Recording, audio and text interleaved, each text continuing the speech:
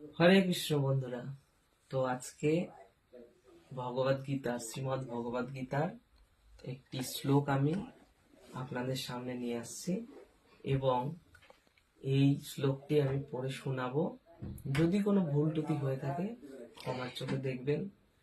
তো এই শ্লোকটি অষ্টম অধ্যায়ের পঞ্চম নাম্বার শ্লোক। অষ্টম অধ্যায়ের পঞ্চম নাম্বার শ্লোক।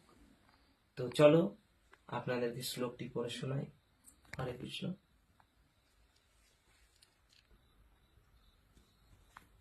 অন্তকালে চ মামেব শরণামুক্তা কলেবরম য প্রয়াতি সমদ্ভবম জাতি নস্ত্রত্ব সংশয়। আবার বলছি, অন্তকালে চ মামেব শরণামুক্তা কলেবরম য প্রয়াতি সমদ্ভবম জাতি নস্ত্রত্ব সংশয়। এর মানে কি?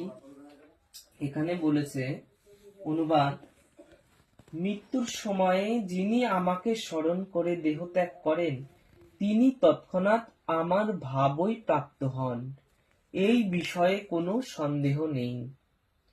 অনুবাদে বলছেন, মৃত্যুর সময় যিনি আমাকে স্মরণ করে দেহত্যাগ করেন তিনি তৎক্ষণাৎ আমার ভাবই প্রাপ্ত হন, এই বিষয়ে কোনো সন্দেহ নেই। তাৎপর্যে কি বলছে?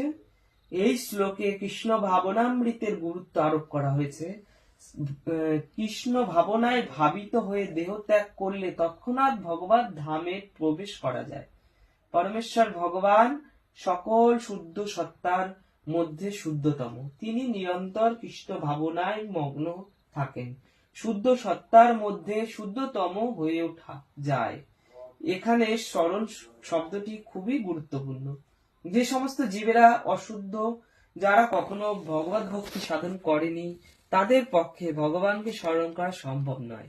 তাই জীবনের সূচনা থেকেই কৃষ্ণ ভাবনার অনুশীলন করা উচিত। জীবনের শেষে সার্থকতা অর্জন করতে হলে শ্রীকৃষ্ণের স্মরণ অপরিহার্য। সেই জন্য শ্রীকৃষ্ণকে মনে রাখতে হলে সর্বক্ষণ অবিরাম হরে কৃষ্ণ মহামন্ত্র হরে কৃষ্ণ কৃষ্ণ কৃষ্ণ হরে হরে হরে রাম রাম রাম হরে হরে কীর্তন করতে হয়।